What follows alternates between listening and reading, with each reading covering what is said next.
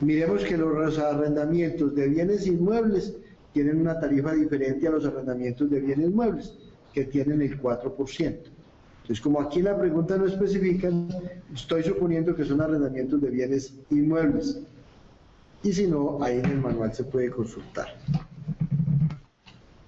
Un empleado con vínculo laboral percibe mensualmente salarios de 7 millones, recibe por pensión 5 y arrendamientos 6.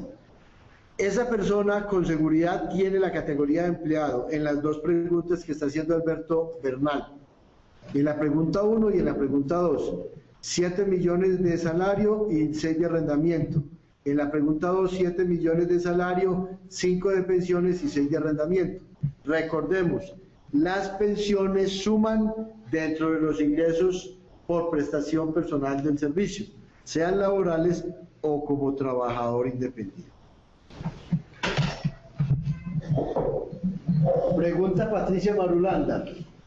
Una persona que me presta un servicio por 2 meses, ¿debo hacer el análisis para determinar si es empleado y si lo es, hacer la retención como empleado? Sí. Todo servicio personal, independiente de la cuantía, independiente de los meses por los cuales se está pagando, el cobrador tiene que entregar con la factura el certificado de si tiene o no la categoría de empleado. Pregunta: ¿cada cuánto el trabajador y o empleado independiente debe presentar la certificación de no declarante cada vez que se preste el servicio o una vez al año? Si un trabajador independiente le presta servicios a 40 clientes, tiene que entregar 40 certificados. A cada cliente hay que entregarle el certificado por primera vez. El certificado que se entregue hoy, hay plazo para entregarlo. Si ya se tiene contrato de prestación de servicios, hay plazo para entregarlo hasta el 31 de marzo. Y para esa empresa tendrá validez hasta el 31 de marzo del año 2015. ¿Sí? Mi pregunta es si existe un modelo de certificación para independientes para acogerse a la categoría de empleado y qué documentos debe anexar. En la charla les estuvimos hablando de un modelo. Nosotros a través de Diego se los vamos a regalar como un aporte a la asistencia a esta conferencia. Ese modelo no saldrá, pues saldrá hoy en la tarde o mañana en la mañana. Lo que pasa es que hay que analizarlo con varios asesores con el fin de no cometer ningún error y que esté ajustado a las normas legales, tema que se analizará hoy en la tarde. ¿Qué retención le practica un profesional pensionado que no está pagando seguridad social por ser pensionado? La cuenta que pasa mensualmente es menos de un salario mínimo. ¿Qué retención le practico? Ese pensionado que está devengando un salario o un valor de prestación, un valor de honorarios por prestación de servicios, debe decir si tiene o no la categoría de empleado. Teniendo o no la categoría de empleado, como mínimo es el 383, la retención por el 383. Y como máximo, si está obligado a declarar, depende del valor de la pensión, podría estar en el artículo 384. Una persona natural que está desarrollando una de las actividades para trabajador por cuenta propia, pero en régimen común, ¿le puede aplicarle el IMAS? A ver, toda persona natural que cumpla los requisitos del artículo 340 deberá, su retención en la fuente es por el sistema ordinario y puede acogerse al IMAS si cumple las condiciones que estableció la ley en el artículo 329, en el 340 y siguientes y anteriores también, y en el decreto 3032. Recordemos que el patrimonio se lo bajaron. Somos una empresa comercializadora de productos para la construcción y pagamos coteros todas las semanas y montacargas a personas naturales. ¿Cómo debo aplicar las retenciones en la fuente? Además contratamos camionetas. Bueno, vamos por partes. Si usted paga coteros, esos coteros tienen la categoría de empleado, o deben decir si la tienen o no. Deben entregar el certificado de si tienen categoría de empleado. Si usted paga servicios de montacarga, el servicio de montacarga no es la prestación personal de un servicio, es un servicio, en mi criterio, de transporte de carga, con una retención del 1. Además, contratamos camionetas de personas naturales para llevar materiales a la obra. ¿Cómo podemos practicar la retención en la fuente de acuerdo con la nueva reforma? Esto es retención en la fuente por el transporte de carga del 1%. ¿Cómo se aplica la retención de la fuente para dividendos y participaciones? En el manual de retención en la fuente, si lo podemos ver, Diego, en el manual de retención en la fuente hay un tema, unas páginas especializadas para la retención por dividendos y participaciones. Página 138 del manual de retención en la fuente. Ya se los vamos a ubicar. La retención en la fuente para dividendos y participaciones es sobre dividendos grabados. ¿Cómo se calculan los dividendos grabados? Hay una página especializada en el manual de retención en la fuente para calcular los dividendos grabados y diferenciarlos de los dividendos no grabados. Ya les voy a decir la página donde estamos.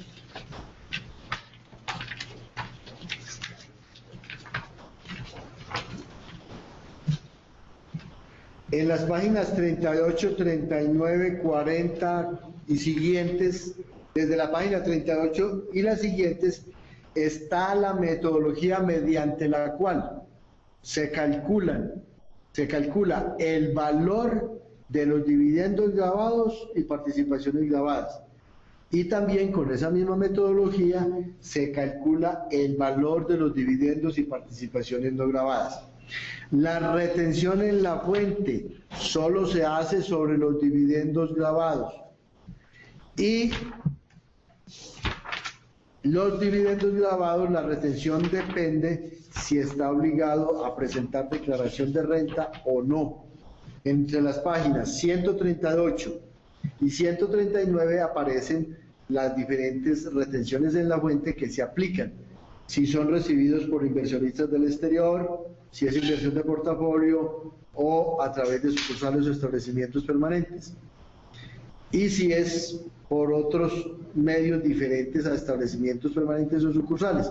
Ahí están todas las tarifas, son del 20, del 25, del 33%. Dice acá, prácticamente se tiende a desaparecer las retenciones del horario del 10 y las retenciones del 6. Si las personas naturales al prestar servicios o realizar actividades económicas, como dice el decreto 3032, tienen que afirmar que tienen la categoría de empleado, desaparecen las retenciones del 6 y del 10. Para quienes tienen categoría de empleado, desaparecen las retenciones del 6%, del 10% y las comunes que veníamos practicando con base en el artículo 392 y los decretos reglamentarios. Para quienes no tienen la categoría de empleado, siguen vigentes las tarifas. En el nuevo formulario de retención de la fuente, ¿qué información debe venir en el campo 27 y en el campo 30? Bueno, vamos a mirar si encontramos por aquí el formulario de retención en la fuente. Y ayúdame a hacerla, aquí está.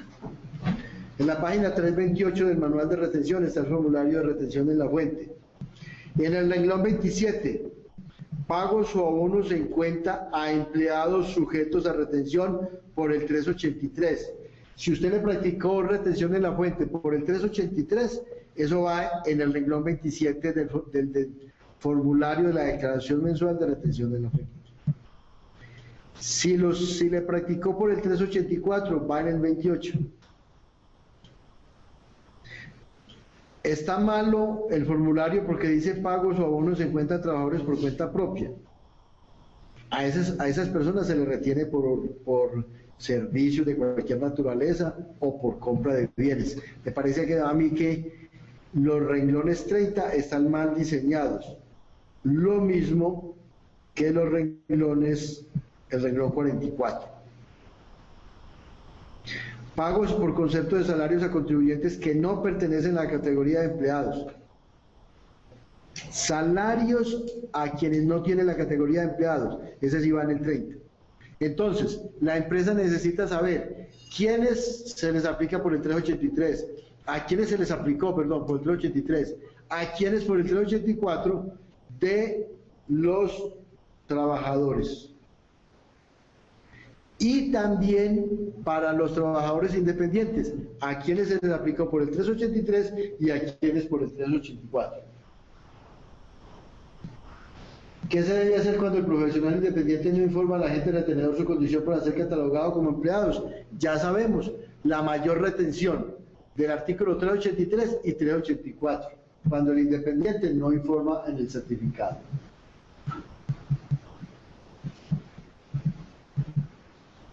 Tengo una persona asalariada con un sueldo de 3 millones, asimismo recibe ingresos por honorarios, ingresos por un taxi de 720.000 pesos. ¿Cuál es el tratamiento de la retención de la fuente por esta persona? Tiene que mirar la retención de la fuente por salarios y por honorarios. Estoy pensando que son de diferentes personas. Hay que mandar el certificado si se tiene o no la categoría de empleado. Por el taxi hay que mirar los conjuntos 1, 2 y 3 para saber si es el taxi, me parece a mí, clasifica en las otras actividades. Mire a ver si le da más del 20%. Porque esa actividad de taxis está en las actividades de trabajadores por cuenta propia, artículo 340, cuando dice servicio de transporte. Se comete mucho el error de pagar salarios y pagar honorarios también en la misma compañía. Sí, es un error salvo que sea miembro de junta directiva. O sea, es error en una empresa que una misma persona gane salarios y honorarios. O gana salarios o gana honorarios. Pero no es correcto. O sea, la demanda está lista por los honorarios que no se los subieron a los salarios. Salvo que sea miembro de junta directiva donde los honorarios son diferentes a los salarios.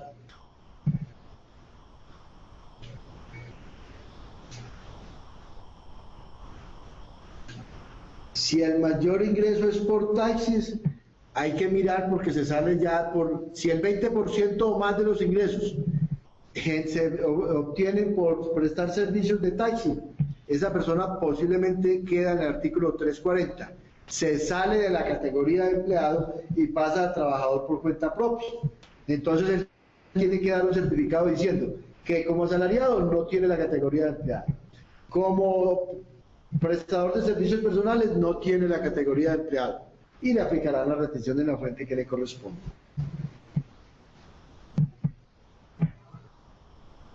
Este ya estaba pasando, ¿cierto? Ajá. Yo creo que nos da tiempo apenas.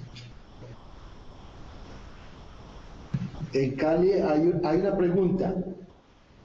¿Qué relación tiene el imán y la retención de la fuente de empleados? A ver. Se presenta declaración de renta por el imán y se presenta declaración de renta por el sistema ordinario. La que dé para quienes tengan categoría de empleado.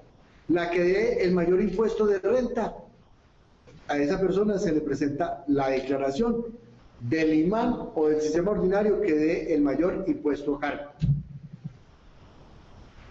Entonces, frente a la retención de la fuente, también hay retención de la fuente por el sistema ordinario y retención de la fuente por el imán. ¿Cuándo se le hace por el imán? Cuando usted tiene la categoría de empleado y es declarante, la mayor retención entre el imán y el sistema ordinario. Entonces, el imán es para retención de la fuente en algunos casos y para declaración de renta. Y en otros casos, solo para declaración de renta. O sea, el imán nació la declaración de renta, pero también salió retención de la fuente a título del imán. Bueno, don Hildebrando, voy a sentarme por acá a un lado suyo para que nos despidamos de esta sesión, de este consultorio del día de hoy. Muy interesante. muy compleja la nueva norma. Pues yo no soy contador, pero antes tenía un poquito claro el tema. Ya ahora me quedó oscuro. Me quedó oscuro totalmente. De todas formas, le queremos contar a todos los que participaron en esta transmisión o lo están viendo ya en diferido, que tenemos a la venta estos dos manuales, el manual de retención en la fuente, el manual de IVA, ¿sí? Y vamos a generar un paquete de 52 manuales con un precio especial de 150.000 más IVA, incluyendo... No, sin IVA, no tiene IVA. Claro, porque es material educativo, 150.000 pesos, incluyendo la grabación de este consultorio, que se lo enviaremos en un DVD, y el envío a cualquier parte del país, porque hoy teníamos personas conectadas incluso desde Pasto, desde ciudades intermedias. Obviamente la mayoría estaban en Bogotá, Medellín y Cali, Bucaramanga, Barranquilla, Cartagena, teníamos gente de todo el país. Y bueno, tuvimos muchas preguntas que se quedaron en el tintero, pero en este material lo pueden consultar. Es muy importante, vea, este manual de retención de la fuente lleva 15 años.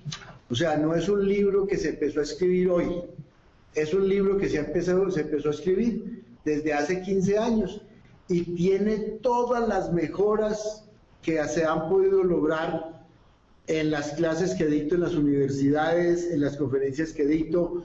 Es un documento que no está terminado, todo el mundo le puede hacer los comentarios que quiere y me los regala y me los manda, y si los veo pertinentes lo incluimos en el próximo libro de retención de la fuente. Con este manual de retención de la fuente, si usted no aprende, es porque debe dedicarse a otra profesión, ¿sí? Pero está completamente diseñado. Con ejercicios. Con ejercicios. Tiene un ejercicio resuelto de pagos laborales por todos los sistemas. El IMAN, procedimiento 1, procedimiento 2 y el salario integral. Tiene ejercicios resueltos para este conjunto en la página final que lo vimos hoy. Tiene temas relacionados con las estructuras lógicas del impuesto de renta que son necesarias analizar para retención de la fuente. Tiene un valor agregado muy importante. Y como a ustedes les encantan los retos, tiene 148 ejercicios planteados para que me manden la solución de cada uno de ellos, ¿cierto? Yo ya me la sé de todos, pero si ustedes me la mandan, con eso escribo el próximo libro. Perfecto. Bueno, a todos muchísimas gracias.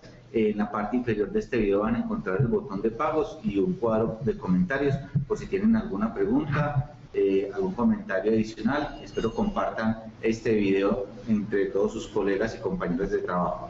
Saludos y hasta una próxima oportunidad. Hasta una próxima. Muchas gracias por escucharnos, muy amables y que tengan un feliz día.